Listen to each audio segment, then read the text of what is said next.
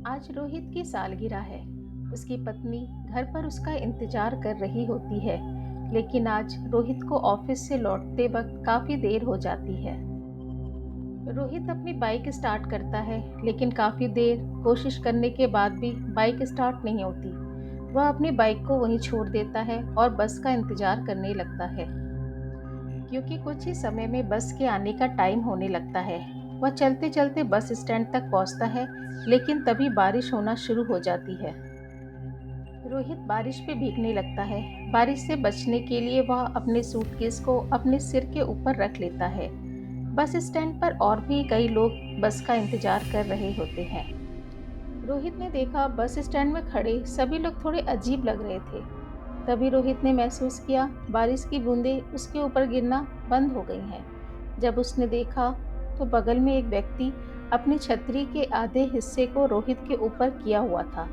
यह देखकर रोहित हल्का सा मुस्कुराया। उस व्यक्ति की लंबाई रोहित के बराबर ही थी। हाथ में बहुत सारी अंगूठी और चेहरे पे काला चश्मा लगाया हुआ था, जिससे रोहित उसका चेहरा ठीक से नहीं देख पा रहा था। उस व्यक्ति ने कहा, यह बारिश का मौसम भी बड़ा अजीब होता है।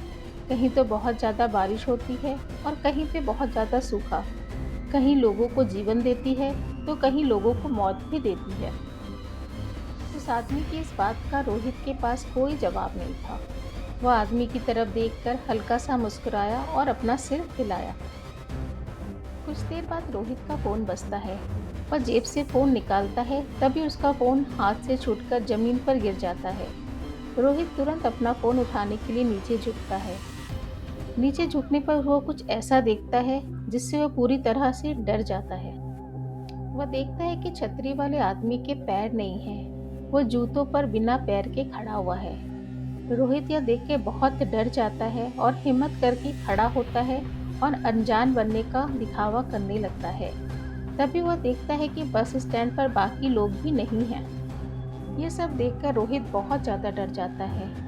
वह तुरंत अपनी पत्नी शालिनी को अपने साथ हो रही सारी घटना के बारे में मैसेज के जरिए बताता है और बोलता है जल्दी से जल्दी उसकी लोकेशन पर आने के लिए कहता है। लेकिन तभी छतरी वाला आदमी रोहित से कहता है कि उसने शालिनी को यहाँ बुलाकर अच्छा नहीं किया। यह सुनकर रोहित बहुत ज्यादा घबरा जाता है और डर भी जाता है। वह तुरंत वहां से भागने लगता है और वो तब तक भागता रहता है जब तक कि उसको छतरी वाला आदमी दिखाई नहीं देता। काफी दूर भागने के बाद रोहित बहुत हांफने लगता है और एक जगह बैठकर थोड़ा सुस्ताने लगता है और अपनी सांस को थोड़ा शांत करने लगता है। लेकिन तभी वह महसूस करता है कि बारिश की बूंदें फिर से उसके ऊपर गिरना बंद हो गई है। वो अपनी नज़र पीछे घुमाता है और वो देखता है कि छतरी वाला आदमी उसके पास ही खड़ा है। यह देखकर रोहित फिर से बहुत डर जाता है और तुरंत भागने लगता है। भागते भागते रोहित काफी दूर निकल आता है। बिजली की तेज गड़गड़ाहटों में वह देखता है कि सड़क के बीचों बीच वह आदमी फिर ठीक आके रोहित के सामने खड़ा हो जाता है। इस बार रोहित देखता है कि उस आदमी का आधा शरीर गायब हो चुका है। यह देखकर रोहित बहुत डर जाता है और चीखने लगता है। इसी बीच रोहित को पीछे से बस के हॉर्न की आवाज़ सुनाई देती है। वो तेजी से पीछे मुड़ता है तो उसे बस आती हुई दिखाई देती है। तभी कुछ लोगों का झुंड बस की तरफ आते हुए दिखाई देता है। बस रुकती है और वह लोग एक दूसरे को धक्का देना शुरू कर देते हैं। इस धक्के में रोहित नीचे गिर जाता है और वह लोग रोहित के ऊपर चढ़ने लगते हैं। बस का ड्राइवर इस भीड़ से बचने के लिए बस को थोड़ा आगे बढ़ाता है, लेकिन इस भीड़ में रोहित बस के नीचे आ जाता है और उसका आधा शरीर खून से लथपथ हो जाता है। तभी उसकी पत्नी शालिनी बस स्टैंड वाली लोकेशन पर पहुंच जाती है। जैसे ही शालिनी रोहित को ढूंढते हुए इधर उधर देखती है, उसे रोहित सड़क के बीचों बीच दर्द के मारे चिल्लाता हुआ दिखाई देता है। शालिनी देखती है कि रोहित का आधा शरीर बस के नीचे कुचला हुआ है। वह तुरंत वहां पहुंचती है और इधर उधर देखती है कि शायद कुछ मदद मिल जाए।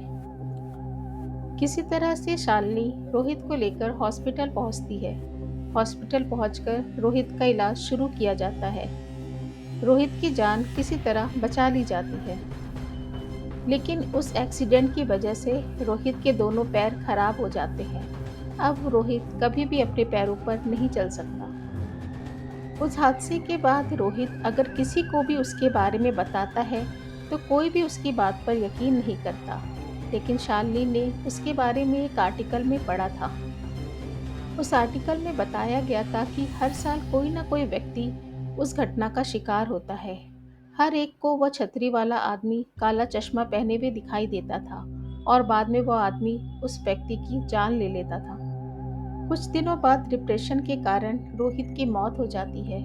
रोहित की पत्नी शानली हर मानसून के दिनों में हर रोज उसी बस स्टैंड पर जाती है और उस छतरी वाले आदमी का इंतजार करती है। शानली को लगता है कि शायद छतरी वाले आदमी की भी इसी तरह किसी बस से कुचलकर मौत हो गई होगी।